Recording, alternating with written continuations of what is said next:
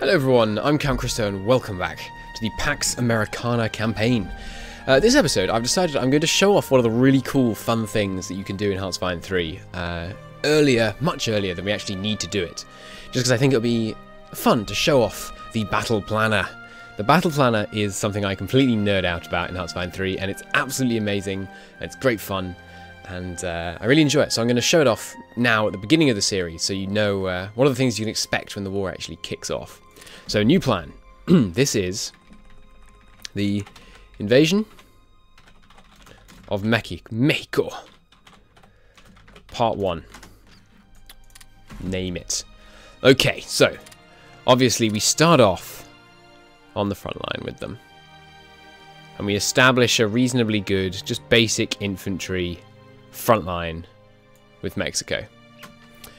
And what I think we're probably going to do... The thing is, Mexico, as you can see... How do I... yeah. Can I... If I were on this, would I just start drawing? Yeah. So we go off that. Okay. So, Mexico, as you can see, if we go on to the simplified terrain map mode, it's all freaking... I need to remember to move around with the middle mouse. It's all freaking mountains and desert. Right? So mountains are an absolute pain. Sorry, these are hills, actually. These are mountains. It's hills and desert. There are some plains here. So there'd be a relatively easy push right at the start down here, but it would be across a river. And then we've got this desert up here in the north, and hills all the way down this peninsula. What's this peninsula called? Don't remember. Anyway, so pushing right along the front would be quite tricky. So we might want to consider launching an invasion, a naval invasion. So what we do is we've got some good ports. Got a port here, got a port here. I think you can launch, yeah, you can launch multiple invasions from the same port in this game. So what we'd do is we'd get some marines down here, and then we'd launch simultaneous naval invasions to here and here. And they would then attack out and establish a beachhead in the jungles and plains down here. Right, what's this? Woods, yeah. The woods and jungles down here. We'd establish a beachhead there, preparing to push out. Meanwhile, this obviously is the easiest place to push. No river, straight into desert. I don't think desert... yeah, there's double attrition, but there's no actual attack penalty. So also in the first stage of the war, we'll launch a broad offensive to this river and these hills, partly as just a distraction. So a big offensive down here. That's a bit too big, isn't it? Go with a medium arrow. There we go. Big offensive down here. Establishing a forward line here. Just asserting our dominance and ruining their organisation a little bit. That will, of course, establish a new front line here. I don't think we need to bother about this peninsula. We'll probably just leave one corps to hold this peninsula. So here we go. We'll have a couple of guys just playing defensive on the peninsula in part 1. And we have... is there a good marine thing? Oh, we could try paradrop. I don't think we're going to have any paratroopers. So we'll have a landing here, here, and here, all simultaneously. And they will be supported by air support to make sure those landings go well. This push up here shouldn't need air support. We will have our carriers off the coast and some battleships providing shore bombardment here. There we go. Beautiful. What else? I guess our tanks can cut their teeth in this offensive, if we do have any tanks by the time we attack Mexico. Right, so that's stage 1. We push in here, we establish our beachhead here. Step 2. So let's go. Invasion of Mexico. Part 2. Okay, so this one will obviously build off the previous step. We will push, very small push, just down here and in here, if we can, into these hills. Cut them, slice them a twain. Cut the Mexicans in two, like this. Oh, get a little bit of extra arrow there. There we go. Beautiful. Cut them in half like that. And then, I mean, we could try and launch an offensive in here. But I think by attacking here, we'll have established... Enough of them will have moved to this front that we can have our other marine divisions begin a major offensive here. Or we could try down here. What do we want to do? The fun thing about drawing this battle plan now is that you guys can you can give feedback. Tell me what you think about it. So we should add in to part 2. We need to match these the front lines at the end of part 1. So the front line at the end of part 1 should be looking about like this. So then if we turn off part 1, this is the situation at the beginning of part 1, and these are the new maneuvers. I think we launch an offensive here. They if we can punch through here, because they will have deployed loads of extra men to hold these tiles against our southern invasion. And that's when we launch a big invasion across here. And we push directly into the mountains. We don't stop for anything.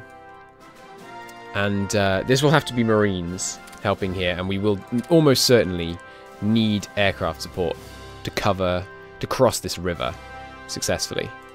But this invasion will carry on pushing. And I suppose we can push up to this river and establish a new front line there. And we go all the way across and try and get down to this river and secure that region. Like so. That'll bring us to about here, unifying with the southern forces. And then, final stage, invasion of Mexico. Part 3. Final stage will obviously be pretty simple.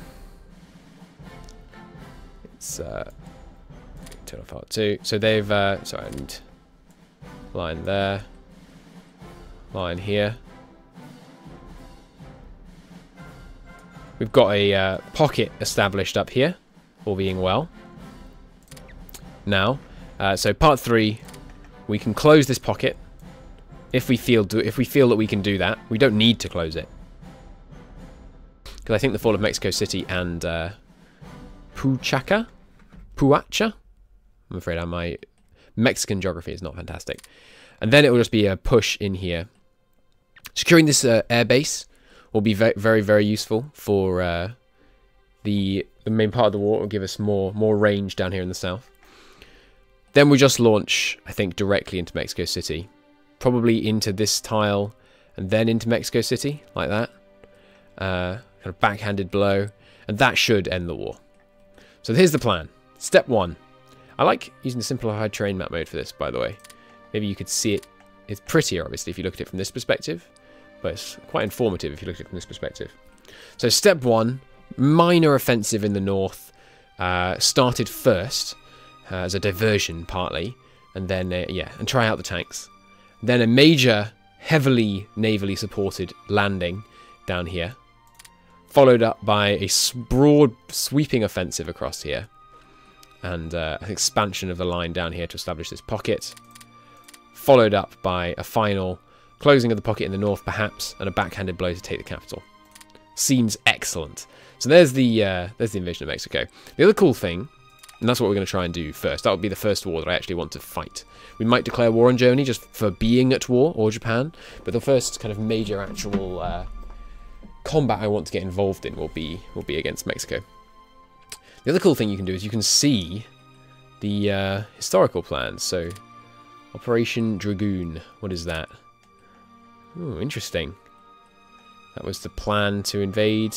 Did this actually happen, or is this a theoretical one? Operation Dragoon. No, this sounds right. So what? Because the Allied line was like here, I think, where it kind of stagnated against Italy. So then they invaded in here, and you can do, as you can see, you can do way more than I did with my plans. So if we go over, open up the let's delete this. If we open up the invasion of Mexico, we can say, you know, which corps is going to come down here. We can put text. We can go, you know, first Marine Corps. Is it Coop? It's spelled something weird like that, isn't it? I think that's how you spell it anyway. And so, you know, the 1st Marine Corps could land here. And the, you know, 2nd Marine Corps will land here and that kind of thing. But I don't think we need to go. I don't think we need to go that far into it, to be honest. Why can't I? Oh, delete selected objects, right? Why isn't there just a delete tool? That seems silly. Anyway, so that's the plan. That's what we're going to work towards. But anyway, enough of that. Back to the main play of the game. But I really, really enjoy those battle plans. So I'm looking forward to getting to enact some of them. So we're currently massively overdoing it on diplomacy and espionage. I think what we're going to do with diplomacy is just bring it to none.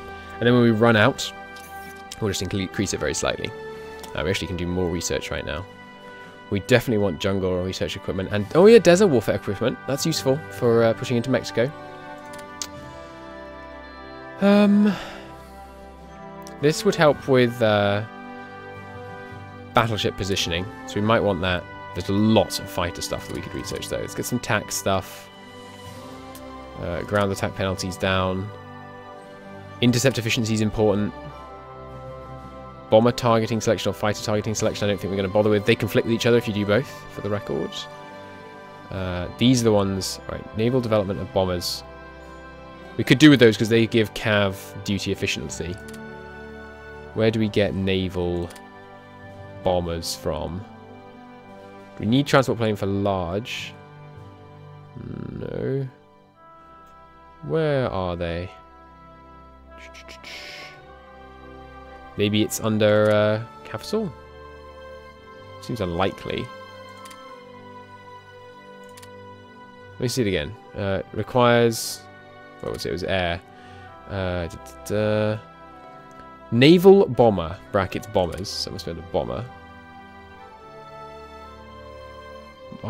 There it is.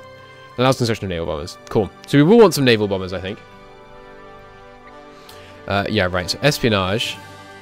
Go on, let's do a bit of espionage. Why not? So with espionage, what you can do... Let's take a look at all the different things we can do with espionage. So if we wanted to take action against Germany right now, here's Germany. If we look, we have one spy. We have a number of spies actually in lots and lots of different countries right now, which we're not going to use. Unfortunately, you can't recall spies. So we want to definitely counter espionage as much as possible, and we want to have, or at all times, I want to have 10 active domestic spies. You can have most 10. So the Nationalist Socialist Democratic, no, Nationalist Socialist. I think it's Nationalist Socialist Democratic. Something. I know that's not English, the NSDP, but it's something like National Socialist. I can't remember. Doesn't matter. I'm sure one of you will tell me in the comments. We're going to send... So we could, for example, send spies to Germany, have them do tech espionage, try and steal their blueprints and their secret documents and all that stuff, which could be good. We could also do something like send people to try and do covert operations in Mexico, and then when we attacked Mexico, we could go here with our covert operations and we could scout the area, which gives you 20% speed. You could sabotage the area, make everyone slower there, and so it's more difficult for them to move around in. You could steal local battle plans, which gives you increase the intel levels. So I think that means you can see the units that are in all this area. So we could do that. I think first we'll just undo time, let time go. So we have 10 in our place right now. What I might do is go through all the places we have spies and say, try and nick technology. And then I think what we'll do is we'll spy on England, we'll spy on Germany, and we'll try and steal their technology. But for right now, just give me some tech espionage. Right, we don't need covert operations there. The other thing you can do with covert operations is you can try and stage coups, but I've never really found that to work, ever. Your party has to be extremely popular somewhere for a coup to work, like more than 60% popular, which is kind of horrendously unrealistic now I think about it. But yeah, I don't know what kind of tech Bolivia has that we won't. Maybe they know how light cruisers work. But we'll give it a go. It's always very satisfying to me when you actually manage to steal some technology from someone, even if it's some random irrelevant tech, because it just feels like, you know, this is something you couldn't possibly have got. That you're getting it free. Isn't that amazing? We could spy on Japan. They probably have some good naval tech as well. But it will take a fair amount of investment in espionage to actually maintain our... what's it called? To maintain our spy count there.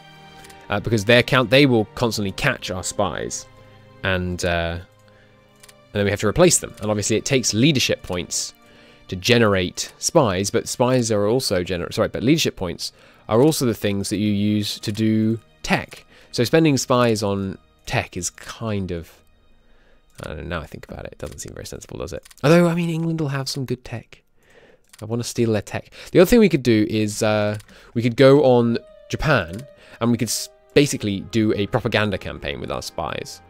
So if we were to go intelligence, majors, we're going to send spies to Japan and Germany. And we go, hey, Germany, we're going to do tech espionage, but more priority than that, we're going to try and increase their threat to us. Where do I see... Can you see their threat to you on this screen? It doesn't look that way. Also, the more spies you have in a country, the better estimates you get on their numbers, what they're researching, things they're good at, things they're bad at, their ministers, all that kind of thing. Where do I see someone's threat? Here. Japan currently poses 0 threat to us. I think no one poses any threat to us right now. It just starts at 0 across the board, right? Yeah, the highest threat is Italy at 0. Maybe it's slightly less. Maybe it's rounding that down from 0.000 or something.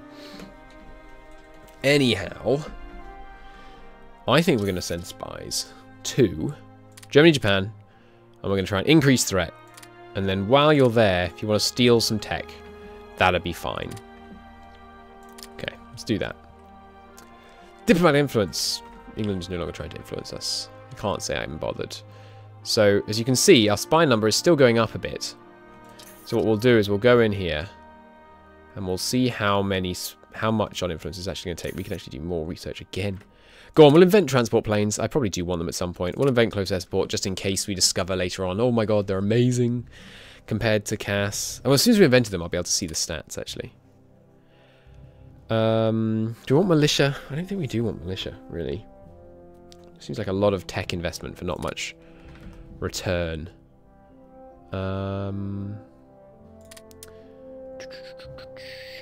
Not much else I really want.